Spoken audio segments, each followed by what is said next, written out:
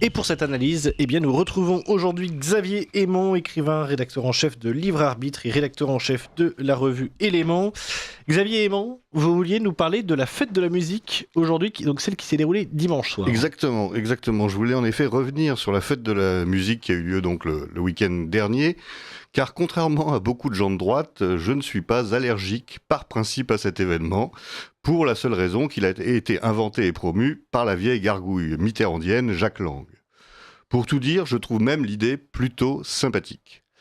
Bon, il est vrai que ce lundi, en remontant le boulevard Beaumarchais jonché de cadavres de bouteilles, de verres en plastique et d'autres tombereaux de détritus divers et variés, j'ai pu rapidement me dire que, décidément, cette jeunesse ne savait plus s'amuser sans tout dégueulasser, et que, elle prétendument si soucieuse et respectueuse de l'environnement, ne l'était pas beaucoup de celui des riverains, ni d'ailleurs du travail des équipes de prolos du nettoyage qui allaient devoir passer derrière elle. Mais bon, allons, passons, soyons indulgents, il faut bien que jeunesse se passe, et il est possible que l'extrême chaleur ambiante ait pu troubler temporairement la grande conscience citoyenne et écologique des festoyeurs.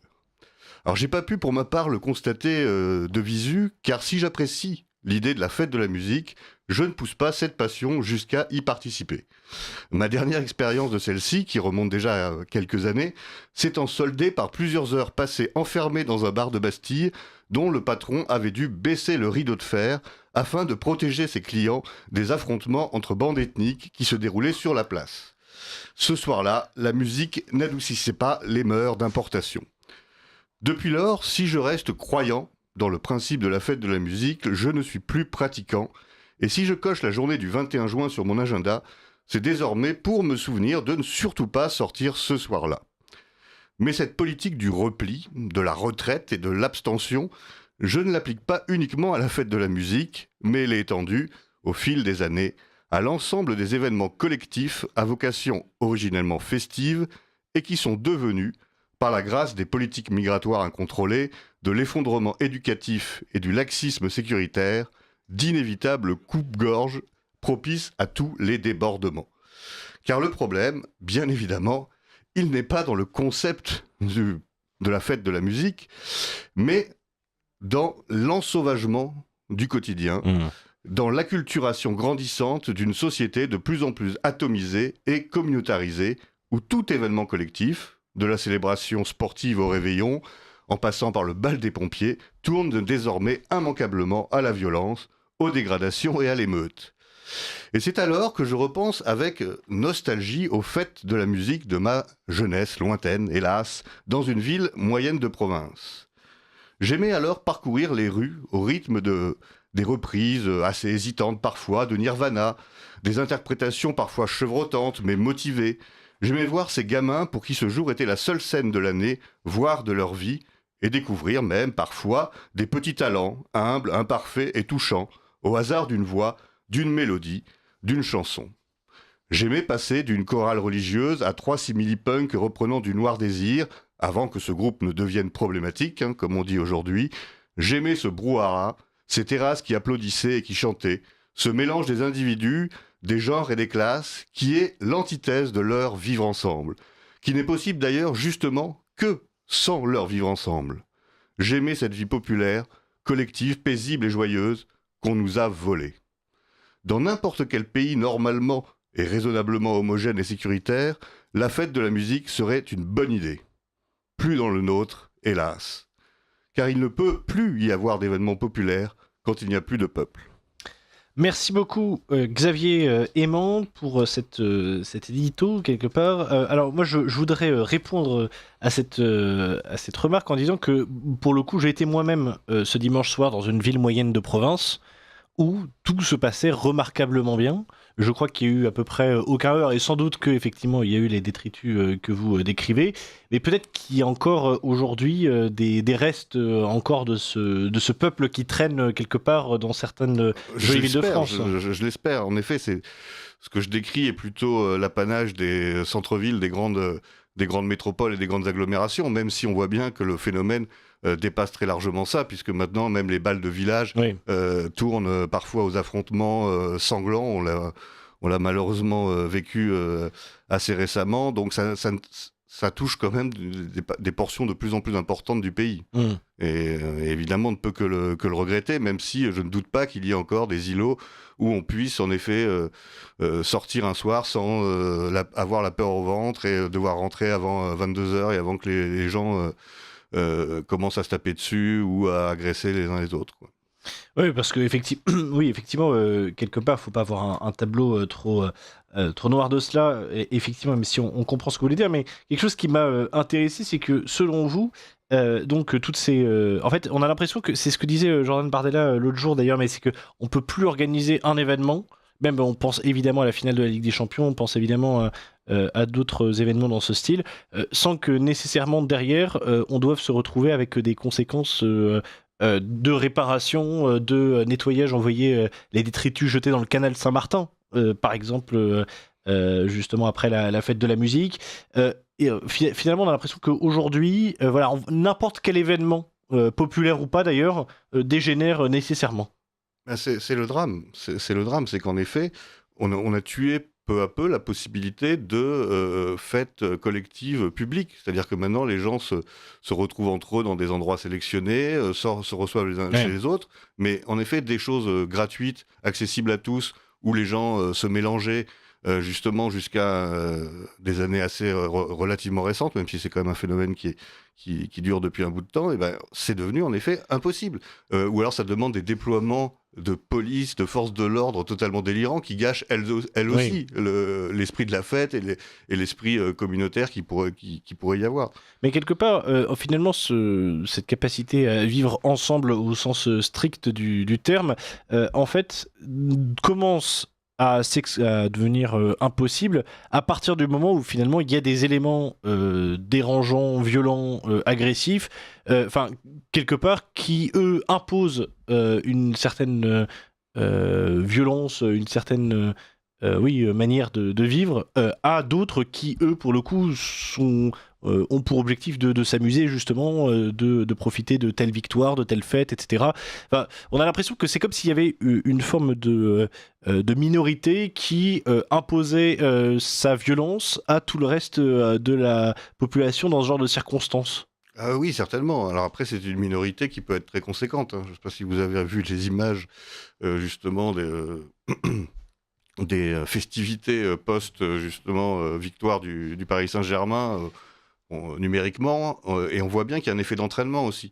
C'est-à-dire qu'il y a en effet certains qui viennent uniquement pour ça, d'autres qui étaient peut-être là, en effet, pour faire la fête, mais voyant ce qui se passe, il y a cet effet de suivisme, cet effet de mimétisme qui fait que tout le monde se met à sauter à pieds joints sur les voitures, à casser, parce que ça entraîne en fait un effet délétère pour l'ensemble des gens. Et les gens qui venaient pour véritablement faire la fête, ils sont vite rentrés chez eux quand même. Mais c'est quelque chose, oui, parce qu'effectivement, moi, par exemple, le jour de la victoire du PSG, je suis sorti simplement de mon quartier pour voir un petit peu comment ça se passait.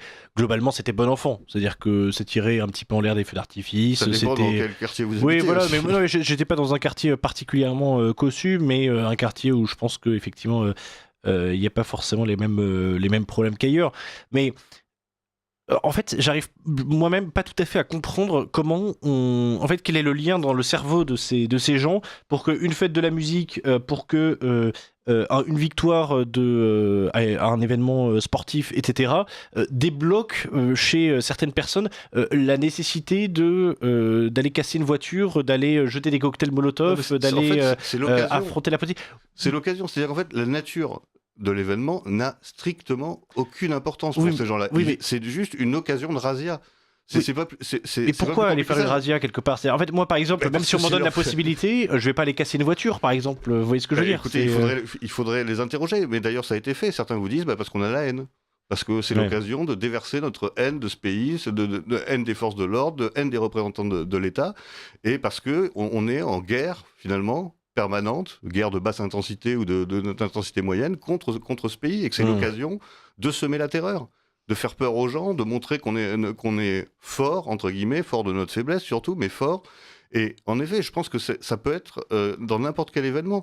Quand on vous dit que les incidents qu'il y a eu après la victoire du PSG sont liés au hooliganisme ou au football, c'est totalement absurde. C'est pas du tout les mêmes phénomènes, c'est pas du tout le même rapport. Je ne nie pas qu'il peut y avoir des problèmes avec le hooliganisme. On a vu d'ailleurs, juste avant la Coupe de France, il y avait des supporters de l'OGC Nice qui eux étaient des hooligans pour le coup.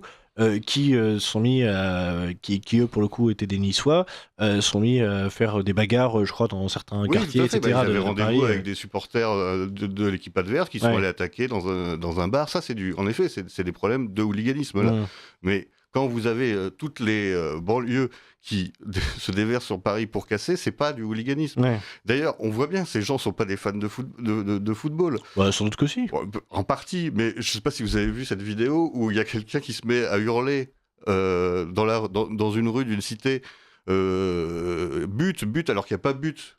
Et que là, tout le monde commence à sortir, à tirer des... Alors, ça veut dire qu'ils étaient même pas en train de regarder le match. Ouais, mais en fait, ça qui est fascinant, c'est que... Pour les fans de football, c'est un peu curieux. Dans les gens, justement, dans une partie de ces gens des banlieues, on a l'impression que parfois, il y a une sorte de volonté de sortir une sorte de violence, de mouvement physique, à expulser, quoi, quelque part. C'est-à-dire qu'en fait, c'est une sorte de catharsis pour eux, ces événements. Enfin, c'est ça qui est assez étonnant. Mais moi, pour le coup, ça me viendrait pas à l'idée de justement d'aller exploser des voitures, même si l'occasion s'est présentée. C'est bien ça le problème. C'est bien ça le problème, c'est qu'on a affaire à des populations qui n'ont pas les mêmes codes culturels, qui n'ont pas le même rapport à l'autorité, qui n'ont pas le même rapport à la fête. C'est-à-dire que en effet, on pourrait dire on a fait des fêtes pendant des siècles sans qu'il y ait ce genre de débordement. Qu'est-ce qui a changé ? Tout le monde le voit à peu près. Oui, mais je suis même pas sûr. Enfin, encore une fois, déjà, ces personnes qui sont pour une part d'origine immigrée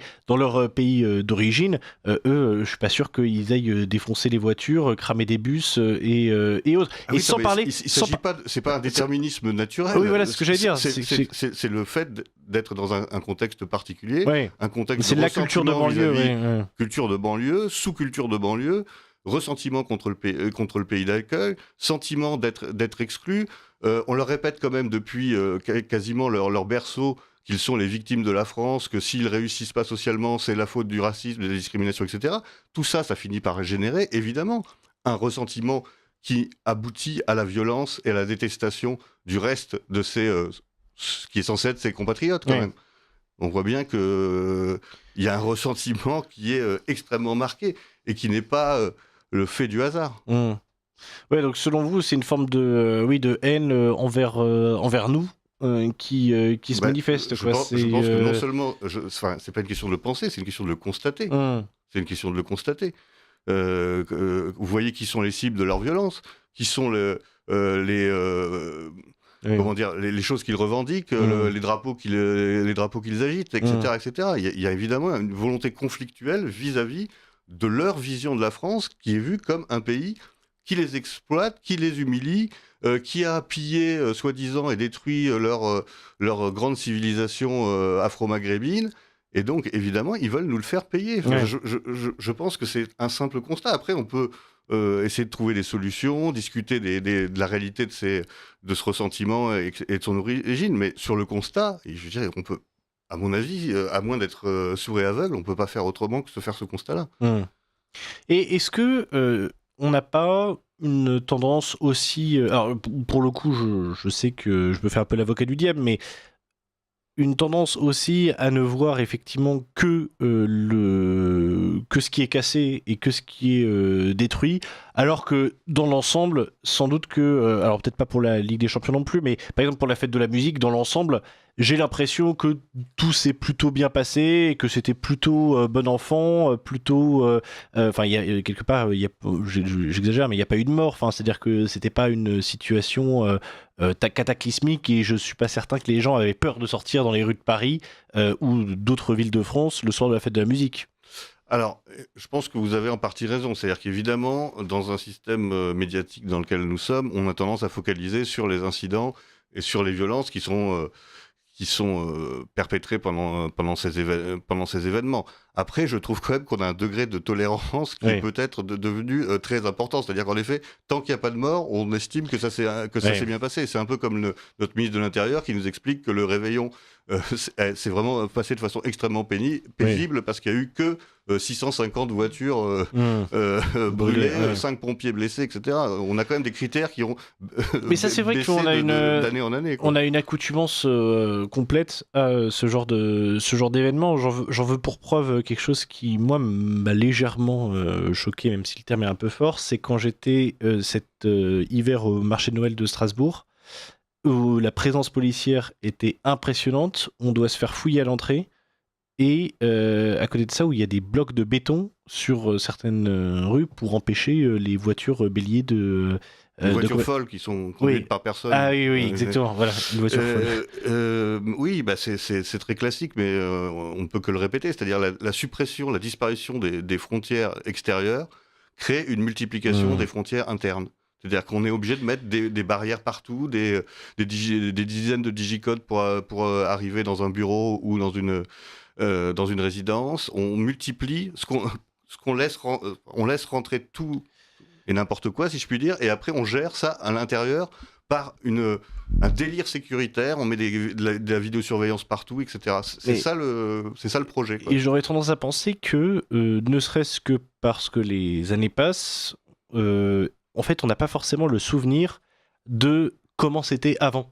De la manière dont, en réalité, il faudrait que je demande quelque part à mes grands-parents et qu'on demande à nos aînés, mais sans doute que dans les années 60-70, la situation était différente, mais sans vouloir rêver cette époque-là, je me demande à quel point, effectivement, il y a eu...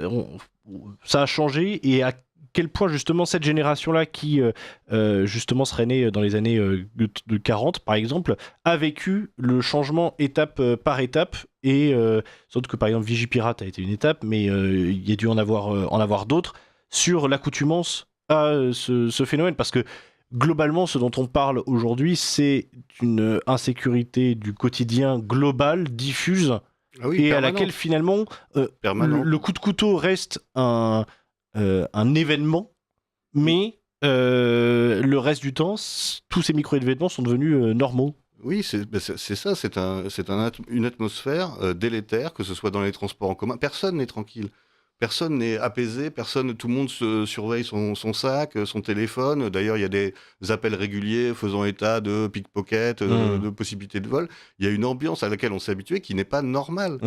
Il suffit de voyager dans certains pays à l'étranger pour se rendre compte que c'est pas normal d'être en permanence, dans la crainte et dans le stress.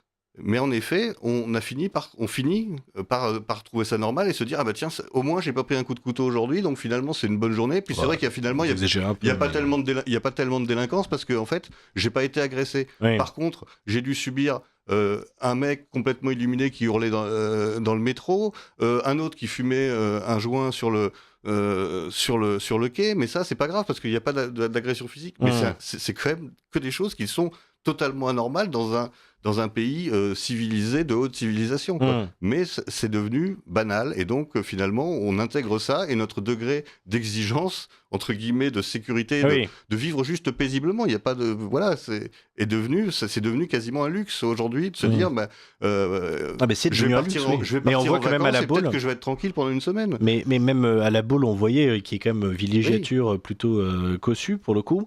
C'est bien que tout le monde se rende compte de la réalité, et même les gens privilégiés. Parce qu'en effet, jusqu'à présent, il y avait un moyen d'échapper à ça, c'était l'argent. Grâce à l'argent, on pouvait encore se créer une micro-sécurité personnelle, etc. Tout ça, c'est en train d'exploser. En effet, la Baule est un très bon exemple. Et les stations de ski, etc. Et maintenant, c'est plus possible, quasiment, à part peut-être pour les hyper riches, mais même pour les gens aisés qui avant pouvaient se protéger, la situation est en train de se détériorer. Oui.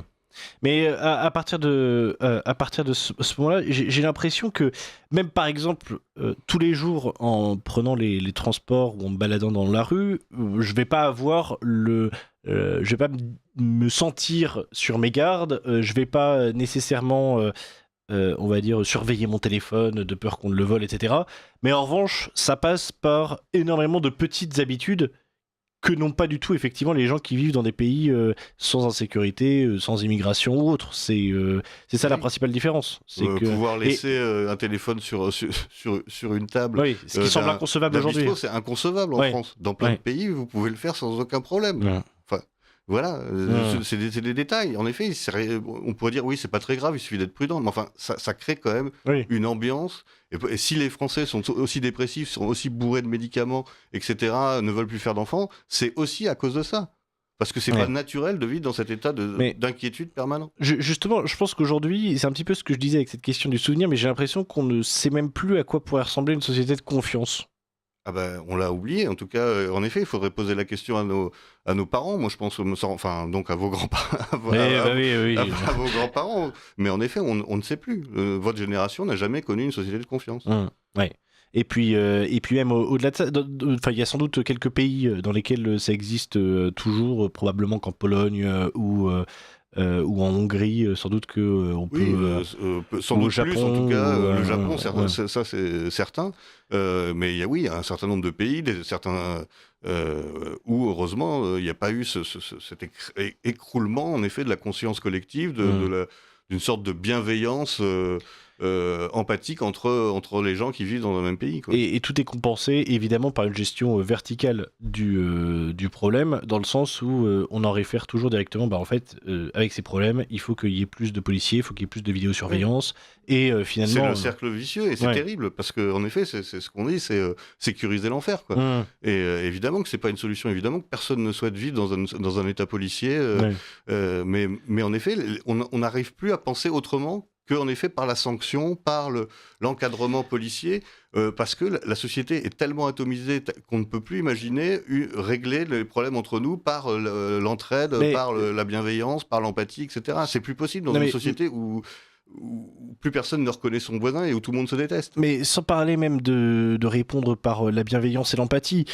on voit que quand on essaye de régler les tensions en fait, je vais donner un exemple, mais quelque chose que moi je m'astreins à faire maintenant, c'est que quand il y a quelqu'un qui met des vidéos, ça peut pas être stupide, mais des vidéos forts dans le métro ou qui va passer des appels en braillant, etc., c'est toujours demander à la personne de se taire, de descendre ou autre, de mettre fin à ça. Sauf que j'ai l'impression qu'aujourd'hui, il y a, je ne sais pas si c'est un effet de nombre, mais une forme d'apathie absolue qui fait que le type qui va être complètement fou dans le métro ou dans le bus, personne ne va le sortir.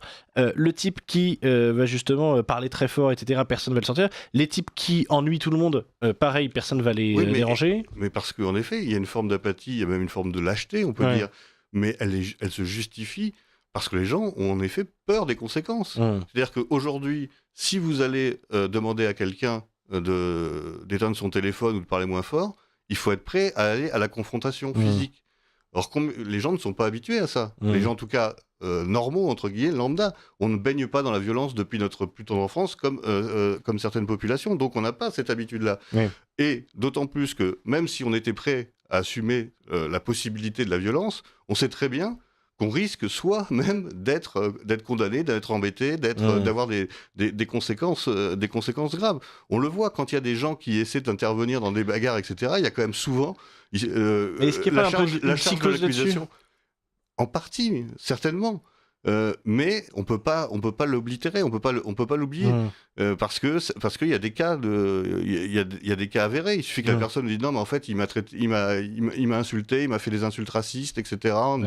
Et c'est vous qui vous retrouvez accusé. Alors peut-être qu'en effet c'est un peu une mauvaise excuse et que si les gens intervenaient plus, ça recrée une confiance. Mais honnêtement, je comprends aujourd'hui que les gens regardent un peu leurs pieds et on prend des coups de couteau pour des regards ou des cigarettes. Alors pour une remarque désobligeante, ça peut aussi... ça va être la Kalachnikov.